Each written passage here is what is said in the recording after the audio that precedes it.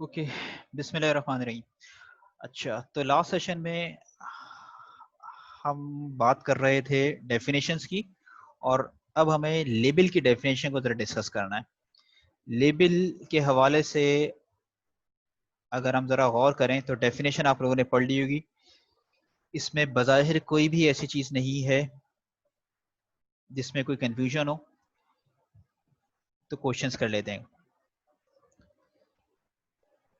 किसी भी ड्रग का लेबल लेबल कहते किसे हैं?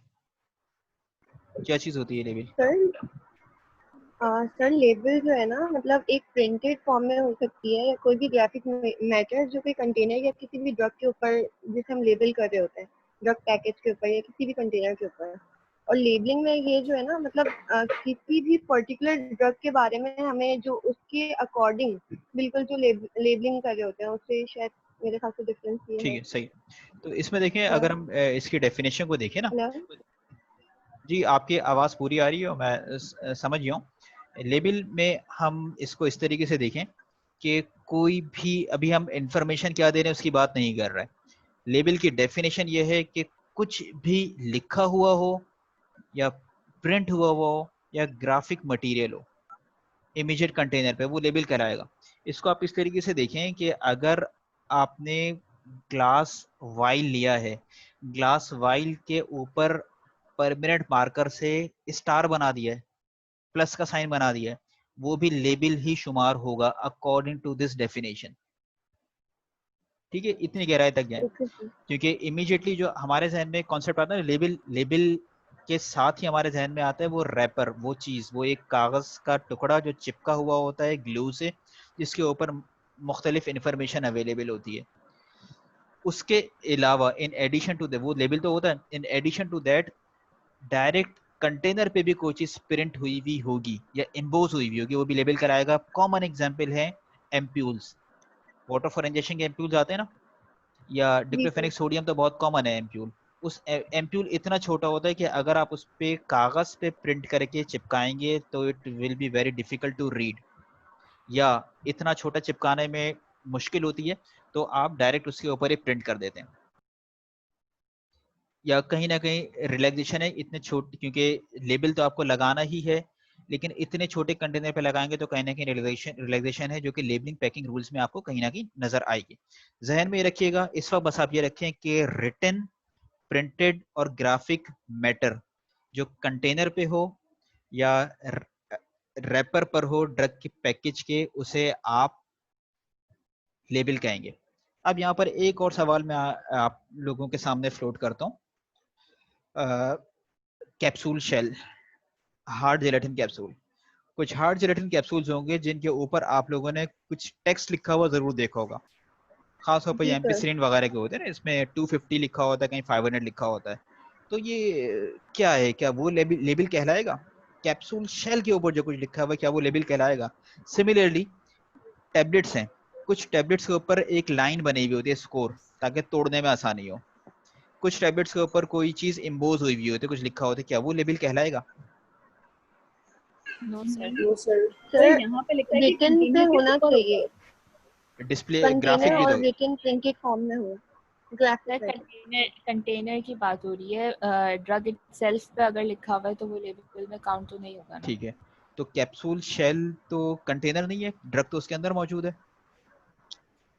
सर वो तो एक तरह की कोटिंग नहीं हो गई, जिस तरह अगर, क्योंकि वो तो हम कंप्लीटली इनटेक कर रहे हैं ना। तो नहीं, मतलब मैं यही जानना चाह रहा हूँ ना कि देखें ड्रग क्या है। हार्ड जेलेटिन कैप्सूल का तो कोई फार्माकोलॉजिकल इफेक्ट है नहीं, ये तो हम एग्री कर रहे हैं। नहीं सर, लेकिन ड्रग की डेफिनेशन में तो कैप्सूल शेल्स आ ठीक रहे है, थे ना। ठीक है, ठीक है, अब हुआ ये। क्योंकि अगर हम ड्रग की डेफिनेशन को शामिल नहीं करेंगे ना तो ये डिबेट लंबी हो जाएगी, यस नो।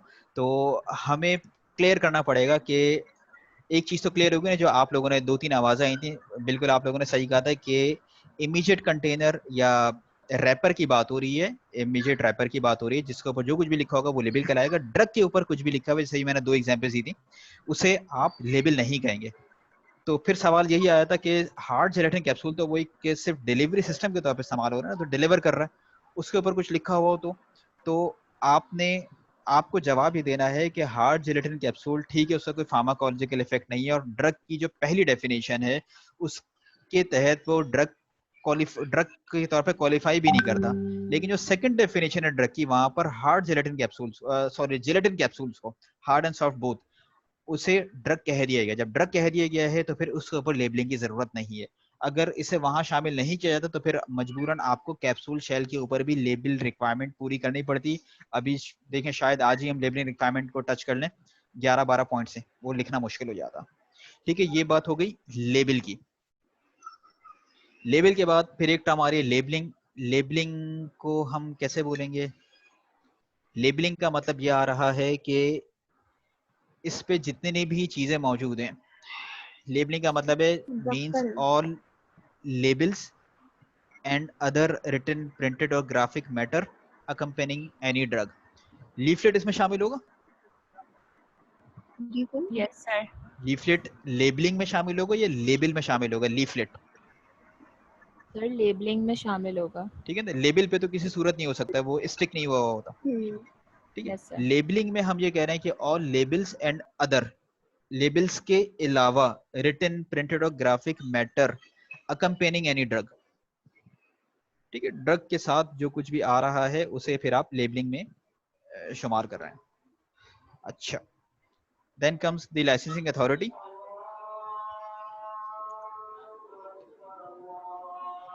अच्छा, यहां मैं थोड़ा सा पॉज लूंगा।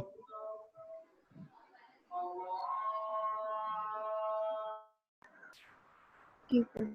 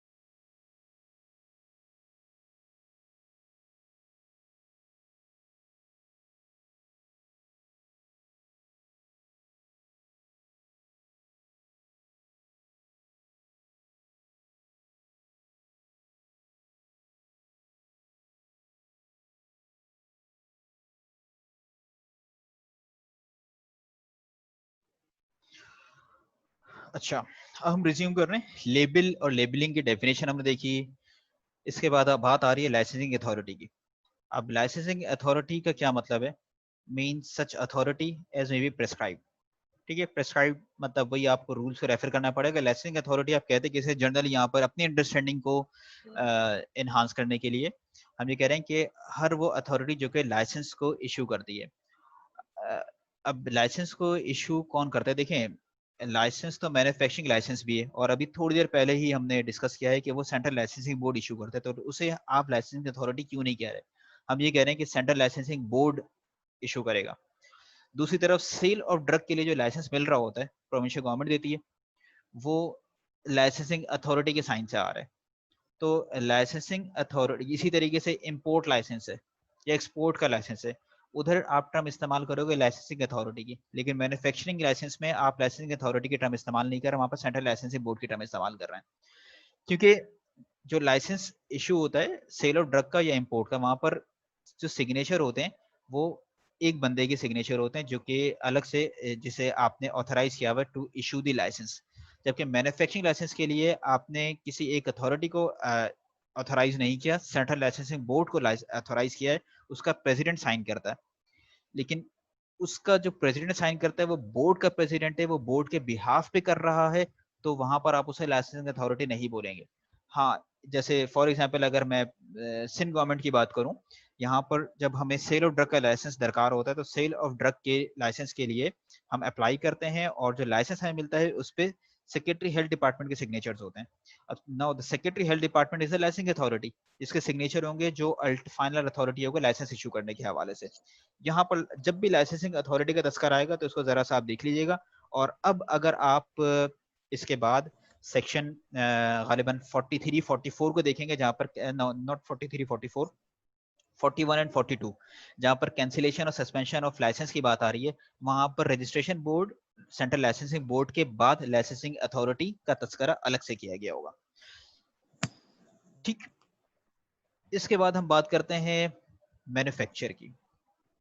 अब मैन्युफैक्चर को अगर हम देखें तो मैन्युफैक्चर की डेफिनेशन कुछ इस किस्म की है। इसे हमने मेरा ख्याल है किसी सेशन में भी, हाँ किसी वीडियो में नहीं, किसी सेशन में इसको रफली डिस्कस किया था, और शायद ये बात कही थी कि इसे हम बाद में डिटेल में डिस्कस करेंगे। देखिए मैन्युफैक्चर आप कह किसे रहे हैं, मैन्युफैक्चरिंग के हवाले से हमारे जहन में जो जनरल कॉन्सेप्ट होता है वो यही होता है कि आप किसी चीज को बना रहे हैं।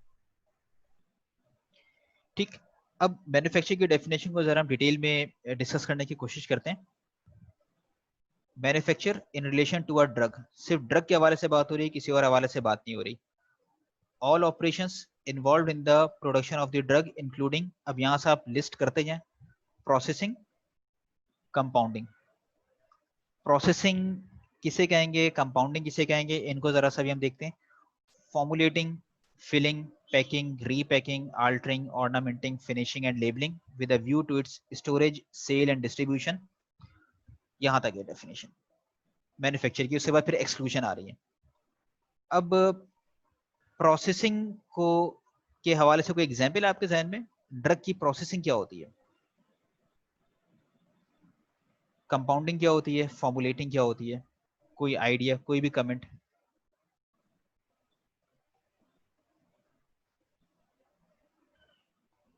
ड्रग की प्रोसेसिंग को कोई एग्जाम्पल दे दें। जैसे अगर जो हमारा एक्टिव इंग्रेडिएंट है उसको हमें उसकी साइज रिडक्शन करनी है या उसकी ग्रैनुलेशन करनी है तो प्रोसेसिंग में आएगा।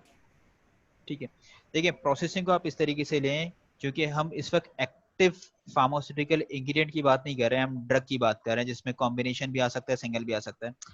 एक बात आपने कि साइज रिडक्शन आप कर रहे हैं, समटाइम्स ऐसा होता है कि ड्रग के अंदर या जो उसके एक्सिपिएंट्स उसके अंदर मॉइस्चर मौजूद होता है, आपको मॉइस्चर हटाना पड़ता है। ठीक, कम, और ये प्रोसेसिंग की बात हो रही है कंपाउंडिंग से पहले की। कंपाउंडिंग आप किसे कह रहे हैं, कंपाउंडिंग का मतलब ये है कि जब आपने एक से ज्यादा एक्सिपिएंट्स को मिक्स कर दिया, एक्सिपिएंट में भी ड्रग आपस में मिक्स कर दिया, इससे कंपाउंडिंग की बात हो रही है। फॉर्मुलेटिंग की बात आप ये कर रहे हैं कि आप एक स्पेसिफिक पैटर्न में फॉर्मुलेशन, मतलब स्पेसिफिक रेशियो में चीजों को मिक्स करना शुरू कर रहे हैं, जिसके बाद आप एक फाइनल प्रोडक्ट बना लेंगे। कंपाउंडिंग में ये भी हो सकता है सर ज्योमेट्रिक डायल्यूशन होती है ना, ज्योमेट्रिक डायल्यूशन में क्या होता है, आप चीजों को ग्रेजुअली मिक्स करना शुरू करते हैं, जब तक ज्योमेट्रिक डायल्यूशन कंप्लीट नहीं जाएगा आप उसे कंपाउंडिंग कहेंगे। कंप्लीट हो गई, उसके बाद फिर जो प्रोसेसेस आ रहे हैं आप उसे शायद फॉर्मुलेशन की तरफ आप उसे शामिल कर लें। फिलिंग, फिलिंग ज्यादा बेहतर एम्प्यूर और वाइल की फिलिंग या लिक्विड सिरप सस्पेंशन की फिलिंग में टर्म इस्तेमाल हो जाती है। पैकिंग, अगेन मैन्युफैक्चरिंग का पार्ट है पैकिंग। रीपैकिंग, पैकिंग आपने की, मार्केट में आपने भेजे थे बड़े पैक्स, आपने भेजे थे 50 टैबलेट्स का ब्लिस्टर आपने बना के भेज दिया था। ऐसा हुआ कि किसी वजह से मार्केट में आप उसे सेल नहीं कर पाए, सेल नहीं कर पाए, आप क्या करेंगे, एक्सपायरी तो करीब है, एक साल है चले एक्सपायरी में, लेकिन मार्केट में आपको पता है पोटेंशियल नहीं है, आपकी प्रोडक्ट सेल नहीं हो पाएगी, क्या करें इसका? क्यों, और सेल इसलिए नहीं हो पा रही क्योंकि आपने 50 ब्लिस्टर, 50 टैबलेट्स का ब्लिस्टर बना दिया था, कोई खरीद नहीं रहा पूरा पैक। तो आपके पास दो चीजें होती हैं, या तो ये होता है कि आप उसे रिकॉल करें, और रिकॉल करने के बाद अगर आपके पास रीपैकिंग का लाइसेंस मौजूद है तो रीपैकिंग का लाइसेंस लेने के बाद आप उसे छोटी पैकिंग में रीपैक कर दें। या आपको पता आप सेल नहीं कर पाएंगे या आपको कोई एग्रेसिव मार्केटिंग कैंपेन करनी है, तो आप उसी प्रोडक्ट को मार्केट से रिकॉल करके फिजिशियन सैंपल में पैक कर देते हैं। फिजिशियन सैंपल क्या होता है, 10 ब्लिस्टर्स के बजाय आप 2 या 3 ब्लिस्टर्स दे रहे होते हैं, जिसे आप सेल नहीं करते हैं, कोई मॉनेटरी बेनिफिट नहीं उठाते हैं, बल्कि आप उसे डिस्ट्रीब्यूट कर रहे होते हैं अवेयरनेस के लिए, डॉक्टर्स को आप दे रहे होते हैं ताकि डॉक्टर्स उसे यूज करें और मतलब उनका जो क्लिनिकल एक्सपीरियंस है वो एनहांस हो, और अगर उन्हें रिजल्ट्स, क्लिनिकल रिजल्ट्स बेहतर मिल रहे हैं तो वो आपकी ड्रग को प्रिस्क्राइब करेंगे। रीपैकिंग इस तरीके से हो सकती है। Altering, ornamenting, finishing and labelling with a view. Ornamenting को जरा एक्सप्लेन करें कि ऑर्नामेंटिंग की कोई एग्जांपल दी जा सकती है? ऑर्नामेंटिंग की कोई एग्जांपल देंगे आप? सो उसकी पैकेजिंग को अट्रैक्टिव बनाना, या ड्रग की जो शेप वगैरह है उसको इस तरह से बनाना है कि जो पेशेंट है वो उसे लेते हुए हेजिटेट ना करे, ठीक है, या मतलब उसे ऐसे फील ना हो कि कोई वो ड्रग ले रहा है वो नॉर्मली ले ले, जैसे ठीक है, बच्चे वगैरह के लिए मसला ठीक होता है, है। तो पेशेंट कंप्लाइंस के लिए आप कर रहे हैं। देखिए उसमें मसला ये होता है कि ऑर्नामेंटिंग की तरफ आप जाते हैं ना, ये वर्ड जरा ऐसा है जो अगर आप ड्रग्स को डेकोरेट करेंगे, ये ऑर्नामेंटिंग के करीब करीब जो मेरे जहन में इस वर्ड आ रहा है वो डेकोरेशन आ रही है। अगर आप करते हैं तो ड्रग देखने में अच्छी लगेगी, तो बंदे को जरूरत होगी नहीं होगी वो उसे प्रोक्योर करने की कोशिश करेगा, यहाँ से फिर सेल्फ मेडिकेशन प्रमोट होगी। तो इसीलिए ड्रग्स के पैकेजेस, ड्रग इटसेल्फ इतनी अट्रैक्टिव नहीं होती कि जिस तरह कैंडीज है, कैंडीज ये बच्चों की जो खाने पीने की चीजें से बड़ी आपके पास मार्जिन होता है, आप उसे अट्रैक्टिव बना सकते हैं, ड्रग के साथ ऐसा नहीं है। तो ये ऑर्नामेंटिंग किस चीज का तस्करा कर रहे हैं ऑर्नामेंटिंग के हवाले से?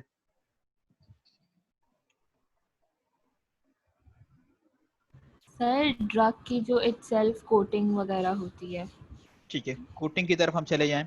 मतलब कोटिंग अगर देखें आप कोटिंग में आपको पता है ना कि कुछ एक फंक्शनल कोटिंग होती है, एक नॉन फंक्शनल कोटिंग होती है। फंक्शनल कोटिंग जैसे एंटेरिक कोट हो गया, ठीक है। नॉन फंक्शनल है सिंपल फिल्म कोट है जिसका ऑब्जेक्टिव सिर्फ इतना है कि इसको डिसइंटीग्रेट होने से थोड़ी मतलब जो अंदर बिटर टेस्ट है वो बिटर टेस्ट को मास्क कर ले मेनली, इसके अलावा कोई और इसका फंक्शन नहीं है। इस चीज को अगर अगर आप ऐसा कर रहे हैं और उसके अंदर आप किसी किस्म की शुगर कोटिंग का ग्लॉसी अपीयरेंस लेकर आ रहे हैं, ग्लॉसी अपीयरेंस लेकर आ रहे हैं, आप ऑर्नामेंटिंग कर रहे हैं, या ग्लॉसी अपीयरेंस के बाद आपके दिमाग में एक बात है, आपने कहा यार टैबलेट पर मैं प्रिंट कर देता हूँ कुछ, आप डोज प्रिंट कर रहे हैं थी। अगर आप लोग देखें ना रेमिटन वगैरह देखें, इसमें लिली की किसी प्रोडक्ट का एक इमेज अभी भी होगा, मैंने तो 95 का एडिशन पढ़ा हुआ है, नया एडिशन मैंने नहीं देखा। कहीं ना कहीं आपको शुगर कोटिंग की जब आप तस्वीरें देखेंगे ना वहां पर आपको प्रिंट भी मिल जाएगा, टैबलेट की शुगर कोटिंग की ग्लॉसी अपीयरेंस भी आ गई, उसके ऊपर भी आप प्रिंट कर रहे हैं, ये चीज आएगी ऑर्नामेंटिंग में। ठीक है, एडिशनल चीज जिसकी जरूरत नहीं लेकिन आप कर रहे हैं। इसी तरह फिनिशिंग, लेबलिंग का भी हमने पढ़ा है। अच्छा, ये तमाम चीजें जो आप कर रहे हैं प्रोसेसिंग से लेकर लेबलिंग तक, किसके हवाले से कर रहे हैं? प्रोडक्शन ऑफ द ड्रग के हवाले से। और आपका ऑब्जेक्टिव क्या है? स्टोरेज, सेल और डिस्ट्रीब्यूशन। तब जाके ये चीज कहलाएगी मैन्युफैक्चर। ठीक। अब पिछले सेशन में मेरा ख्याल है हम एक डेफिनेशन पढ़ रहे थे जहां पर मैन्युफैक्चर का तस्करा आया था, और ये मैंने कहा था कि जब तक हम मैन्युफैक्चर की डेफिनेशन नहीं पढ़ लेंगे तो उस वक्त शायद इस चीज को कंप्लीटली अंडरस्टैंड करना थोड़ा सा डिफिकल्ट होगा। कौन सी डेफिनेशन थी वो? अभी 20-25 मिनट पहले बात हुई है।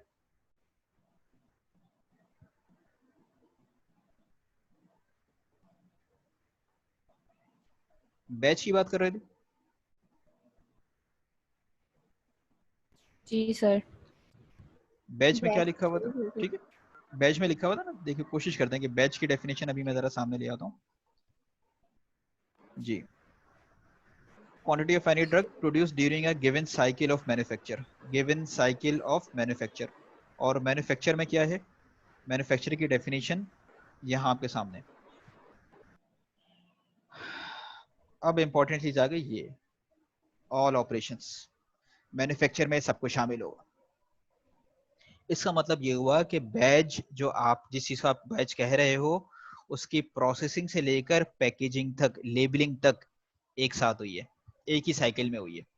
मतलब प्रोसेसिंग की साइकिल अलग थी, कंपाउंडिंग की साइकिल अलग थी, लेबलिंग की साइकिल अलग थी, लेकिन तमाम पार्टिकल्स, तमाम टैबलेट, तमाम कैप्सूल्स को एक ही साइकिल में मैन्युफैक्चर किया गया। अब जाके हम इसको कह सकते हैं ऐसा नहीं है कि आपने आधी पैकिंग किसी और साइकिल में की, आधी पैकिंग किसी और साइकिल में की, आधे पर आपने लेबल कोई और लगाया, दूसरे पर आपने लेबल कोई और लगा दिया विद अदर बैच नंबर, तो ऐसा नहीं होगा। सेम ट्रीटमेंट अगर आपने दी है तो आप मतलब तमाम पार्टिकल्स, बैच के तमाम पार्टिकल्स, तमाम टैबलेट्स को सेम ट्रीटमेंट मिली है तो वो बैच कहलाएगा। और ट्रीटमेंट में प्रोसेसिंग से लेकर लेबलिंग तक के तमाम ऑपरेशन शामिल है। ठीक है, ये तो हो गया मैन्युफैक्चर। अच्छा, मैन्युफैक्चर के लिए आप लोग, फिर मैं बार बार कहता रहूंगा, सेक्शन 5 था जिसमें लाइसेंस टू मैन्युफैक्चर ड्रग की बात हो रही थी। और ये आपको पता है, if you want to manufacture a drug you need a licence. अगर आप विदाउट लाइसेंस मैन्युफैक्चर ड्रग करेंगे तो शायद कल के सेशन में मेरा ख्याल है सरसरी तौर पर सेक्शन 27 भी देखा तो इसमें पेनल्टी है कि अगर आप मैन्युफैक्चर कर रहे हैं विदाउट लाइसेंस तो कोई ना कोई सजा भी है।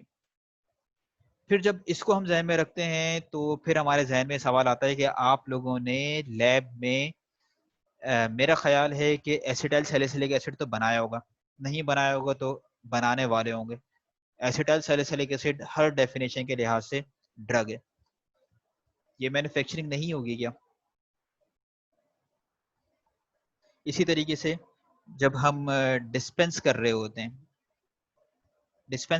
हैं, ड्रग को रिटेल बिजनेसेस में, फार्मेसी में आप मौजूद हैं, डिस्पेंसरी में है, वहां पर आप ड्रग को डिस्पेंस कर रहे हैं थोड़े बहुत कंपाउंडिंग करके, वो मैन्युफैक्चर में कहलाएगा या नहीं कहलाएगा?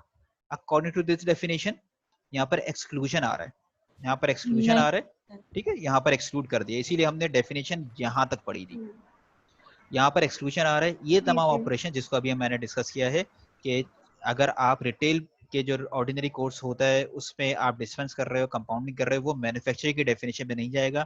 तो अगर आप इधर कंपाउंडिंग कर रहे हैं तो आपको किसी किसी के मैन्युफैक्चरिंग लाइसेंस की जरूरत नहीं पड़ेगी।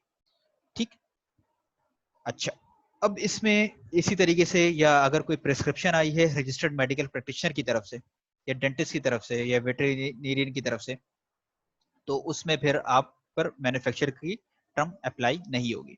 अब यहाँ पर एक और चीज मतलब रिलेशन नहीं है लेकिन एक चीज है में याद आ गई है तो मैं आप लोगों से शेयर कर लेता हूँ कि देखें, जब यहाँ पर जब आप ऑर्डिनरी बिजनेस कर रहे होते हैं रिटेल का या फार्मेसी का, तो यहाँ पर ड्रग मैन्युफैक्चर करने के लिए, डिस्पेंस करने के लिए आपको किसी लाइसेंस की जरूरत नहीं है।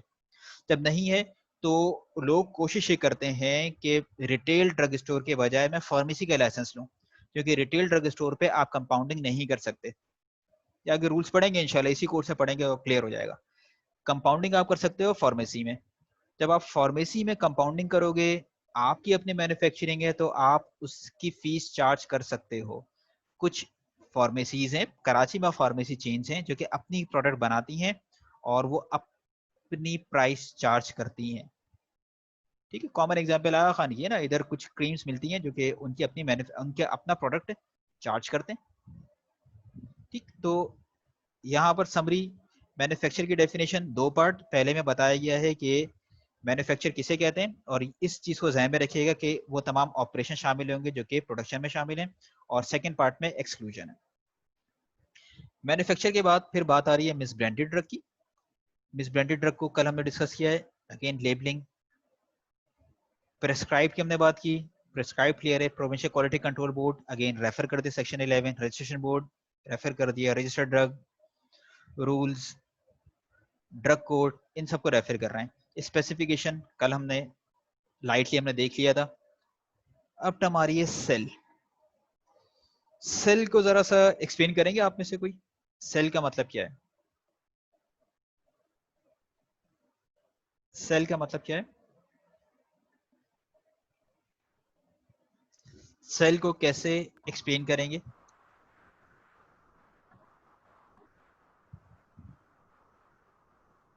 देखिए, पार्टिसिपेंट्स मेरे पास शो हो रहे हैं, माइक किसी का ऑफ नहीं किया है, काइंडली कमेंट किया करें प्लीज। सर कोई भी प्रोडक्ट जो सेलिंग के पर्पस के लिए रखी जाए या डिस्ट्रीब्यूशन के पर्पस से बनाई जाए तो वो सेल कहलाएगा। देखें, एक है एक्ट ऑफ सेल, ठीक है, वो तो समझ में आ रहा है ना, मैंने किसी को कोई चीज बेच दी, और बेचने का मतलब ये होता है कि मैंने कोई प्रोडक्ट दी है और उसके अगेंस्ट में उससे कोई बेनिफिट लिया है। वो मॉनेटरी बेनिफिट भी हो सकता है, वो कोई और चीज भी हो सकती है, उसको हम सेल कह रहे हैं। ठीक है, यहाँ पर जो इम्पोर्टेंट चीज है ना सेल के हवाले से, यहाँ पर इम्पोर्टेंट चीज है कि ऑफर फॉर सेल भी आप कर रहे हैं ना, आपने शो केस में रख दिया है, it means you are exhibiting it, you are offering that product to sell, वो भी सेल की कैटेगरी में आएगा। मतलब डेफिनेशन, क्योंकि सेल की जो डेफिनेशन है वो तो अलग है ना। अब इधर लीगल डेफिनेशन में जहां पर सेल का वर्ड लिखा होगा, उसका मतलब जरूरी नहीं है कि हम सिर्फ एक्ट ऑफ सेलिंग की बात कर रहे हैं। एक्ट ऑफ सेलिंग के बजाय आप ऑफर कर रहे हो, किसी को ऑफर कर रहे हो कि यार ये मुझसे खरीद लो, ये भी सेल में शामिल होगा। एक्सपोज फॉर सेल, आपने शोकेस में रख दिया, एग्जिबिट कर दिया, ये भी सेल में शामिल होगा। इसी तरीके से फिर उन्होंने कहा कि सेल, टू सेल, सोल्ड और सेल, ये तमाम टर्म्स का यही मतलब होगा। ठीक, सेल की डेफिनेशन यहाँ डालने का मकसद क्यों था, इन ये दो इंपॉर्टेंट चीजें, वरना सेल की डेफिनेशन यहाँ पर नहीं डाली जाती। इन शॉर्ट, आपने रिटेल, अब हम चूंकि ड्रग की बात कर रहे हैं, रिटेल ड्रग स्टोर पर आपने कोई चीज ऐसी जगह पर रखी है जहां तक कस्टमर का विजन, मतलब कस्टमर देख सकता है, और आपने उसे हाइड भी नहीं किया, it means you are offering that product for sale. और अगर उसका लाइसेंस आपके पास नहीं है, या अनरजिस्टर्ड है, या मैन्युफैक्चरिंग कोई भी ऐसी चीज नहीं है, तो उसे समझा ही जाएगा कि आपने उसे सेल किया है विदाउट लाइसेंस, अगर आपके पास लाइसेंस नहीं है। तो इसका ख्याल हमें रखना है कि अगर आप कोई एक्सपायर्ड ड्रग है, फॉर एग्जांपल हो गई एक्सपायर्ड ड्रग किसी वजह से, कंपनी ने नहीं उठाई, तो आप उसे एग्जिबिट फॉर सेल भी नहीं करेंगे, हटा दें, आप उसे शेल्फ से हटा दें। तो इसलिए लोग ये प्रैक्टिस कर रहे होते हैं कि जल्द असल 1 महीना पहले एडवांस में कर लें, ताकि एंड टाइम पर मुश्किल का सामना ना करना पड़े। ये बात थी सेल की। इस पूरे ड्रग कल हम डिस्कस कर चुके हैं। सेल के साथ स्टोरेज की डेफिनेशन है, इसमें कोई अनोखी चीज है? काइंडली जरा इसको पढ़ के देखिएगा, स्टोरेज में कोई नई बात आ रही?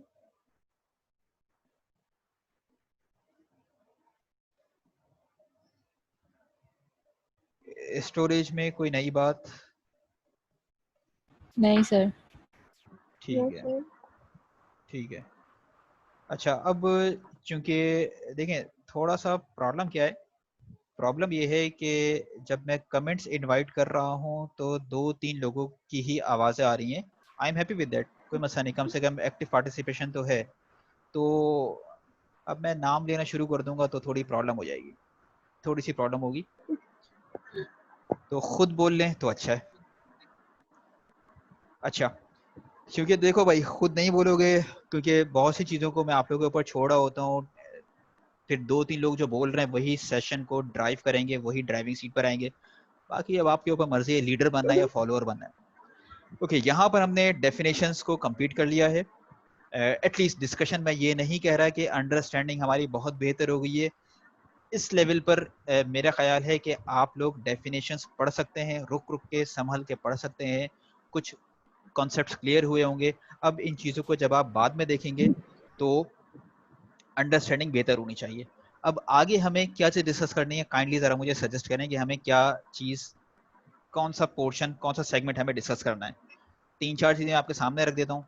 हम इसके बाद इमीडिएटली, मैं कंटिन्यूशन में ही नहीं जाना चाह रहा वो उस क्लासिकल अप्रोच पर कि आप 6, 7, 8, 9 इस तरह पढ़ते जाए, नहीं। अब ये तो आप पढ़ चुके हैं ना, कंटिन्यूशन में आप डेफिनेशन पढ़ चुके हैं, अब वो बच्चे तो नहीं है कि अब आप इस तरह मैं पढ़ाता रहूं या डिक्टेट करता रहूं या कुछ भी हो। तो अब मैं आपके सामने रखता हूँ, या तो हम लेबलिंग पैकिंग रूल्स पढ़ लें एक चीज, या ड्रग इंस्पेक्टर के हवाले से चीजें डिस्कस कर लें, प्रोविंशियल क्वालिटी कंट्रोल बोर्ड के हवाले से चीजें डिस्कस कर लें। तो आप लोग कमेंट करें। आज का डिस्कशन में ज़्यादातर डिस्कशन हमारे लेबलिंग वगैरह के हवाले से आए, हम उधर भी जंप कर सकते हैं कि लेबलिंग के रूल्स क्या हैं, कहते क्या हैं। हम कुछ और भी डिस्कस कर सकते हैं। आप लोग कमेंट कीजिए प्लीज़। मीटिंग के हम आखिरी 10 मिनट्स में आप लोग डिसाइड कर लें, फिर अगला मैं इसी को वहीं डिसाइड करने के बाद मैं इसे ख़त्म करूँगा, और अगली मीटिंग हम स्टार्ट करेंगे, उससे फिर 2 बजे से आगे नहीं लेके जाऊँगा। सर लेबलिंग रूल सही है। लेबलिंग रूल्स ठीक है। और कोई बोलना चाहेगा? और कोई बोलना चाहे? रूल्स लेबलिंग ठीक है। ठीक है। चलें, किसी से फरमाइशी कमेंट तो ले रहे हैं ना आज, अब ले ही लेते हैं किसी से फरमाइशी कमेंट। नाम मैं जरा देख लूं।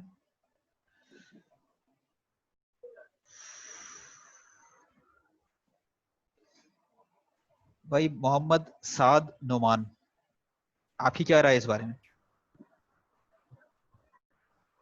साद साहब? सर उनका शायद माइक नहीं वर्क कर रहा, तो वो आपको रिप्लाई कर रहे हैं अच्छा चैट में। ठीक है, सही है। नहीं मुझे आवाज चाहिए, क्योंकि रिकॉर्डेड सेशन है ना, इसमें जाएगा नहीं, तो रुक जाए वो। अच्छा ठीक है, इफ्रा जब्बार, आपका माइक तो काम कर रहा होगा। यस सर, लेबलिंग सही है क्योंकि आज ठीक हमने है लेबलिंग पढ़ा है। ठीक है ठीक है, थैंक यू। बस एक और मैं पूछ लूं, गुलाम मुर्तजा, लेबलिंग या कुछ और? सर मैं थोड़ा लेट आया हूँ, तो लेबलिंग तो खैर मैंने चले पढ़ा नहीं, लेकिन 3-4 बच्चे ये कह रहे हैं कि लेबलिंग तो ठीक है लेबलिंग ही पढ़ा है, ठीक मेरी है इसमें ठीक कोई है और हो रहा ही नहीं। ठीक है, चलें, बहुत शुक्रिया बहुत शुक्रिया। ठीक है, अब क्योंकि अभी हम लेबलिंग शुरू कर देंगे ना, तो कंटिन्यूएशन में रहेगा नहीं। मैं एक काम कर रहा हूँ, मैं मीटिंग को यहाँ पे कंक्लूड कर रहा हूँ, और नया लिंक थोड़ी देर में आपसे शेयर हो जाएगा। लेबलिंग एंड पैकिंग रूल्स 1986 जो कि इसी मैनुअल में मौजूद हैं, हम उन्हें डिस्कस करेंगे। इस मैनुअल में जो लेबलिंग पैकिंग रूल, इसमें थोड़ा सा फॉर्मेटिंग का मसला है। आप लोग चाहें तो इसे ड्रैप की वेबसाइट है, अभी मैं देखता हूँ अगर अभी खुल जाए। ठीक है, ड्रैप की वेबसाइट है, ये रही ड्रैप की वेबसाइट, मैंने ओपन की हुई है। ये देखें आप लोग, स्क्रीन पर नजर आ रही है ड्रैप की वेबसाइट? नो सर, Yes, अभी sir. नहीं आ रही। अच्छा जी सर, आ गई। ठीक है, ड्रैप की वेबसाइट पे जाइएगा, इसमें डाउनलोड का पोर्शन है, डाउनलोड के पोर्शन पे जाइएगा, यहाँ पर drugs labelling and packing rules 1986 मौजूद हैं। तो अगर वैसे ओके तो सर। मैनुअल को मैं इस स्क्रीन पे मैनुअल सामने रखूंगा, ठीक है। अगर वहां पर फॉर्मेटिंग के थोड़े मसाइल आएंगे, तो आप लोग अपनी अंडरस्टैंडिंग क्लियर करने के लिए कोई चीज, तो इसको डाउनलोड कर लीजिएगा, सेम चीज है, कोई डिफरेंस नहीं है। इसी तरीके से अब ये स्क्रीन खुल गई है, तो कल हम स्पेसिफिकेशन की बात कर रहे थे, तो देखिएगा यहाँ पर ड्रग स्पेसिफिकेशन रूल्स ही मौजूद हैं। आज कोशिश करते हैं हाँ जी। लेबलिंग एंड पैकिंग रूल्स को जरा पढ़ने की कोशिश करते हैं। आज तो कंप्लीट होना मुश्किल है, एटलीस्ट स्टार्ट कर दें। एक दफा आप लोगों ने लेबलिंग एक रूल्स पढ़ लिया ना, तो फिर आपके पास आपको बाकी रूल्स पढ़ना निस्बतन आसान हो जाएगा। ठीक है, जी इस सर, वक्त ओके। मैं मीटिंग कंक्लूड कर रहा हूँ, और इंशाल्लाह अभी थोड़ी देर में ही आपको नया लिंक शेयर कर देंगे। ठीक है, थैंक यू। इंशाल्लाह। Okay sir. सर टाइमिंग थोड़ा सा लेट रखे सर। आप लोग सजेस्ट कर दें, क्योंकि एक्चुअली ऐसा है कि तकरीबन 2 बजे के करीब या 2:10 है, मेरी इवनिंग में भी सेशन है। तो आप लोगों का सेशन कंप्लीट करने के बाद मैं 10 मिनट का ब्रेक लूंगा नमाज पढ़ने के लिए, साथ में इवनिंग में चला जाऊंगा। या अगर आप ओके लोग अभी सर। ब्रेक लेना चाह रहे हैं, तो फिर मुझे बता दें, फिर मुझे अगला टाइम दे दें। नहीं सर ठीक है, आप अभी नहीं सर, आप अभी अपनी ठीक है। वेबसाइट अभी पे 2:20 पे कंप्लीट जो कर है देंगे। हमारी मैम हुमैरा सरवर की भी तो हाँ हाँ, क्लास है, क्या हो गया? नहीं, सर कह रहे हैं 2 बजे तक वो एंड मैं कर देंगे। 2 बजे से हाँ आगे सही मैं है ना, जाऊंगा बस नहीं, 2 ठीक बजे है। तक सही है सर के साथ।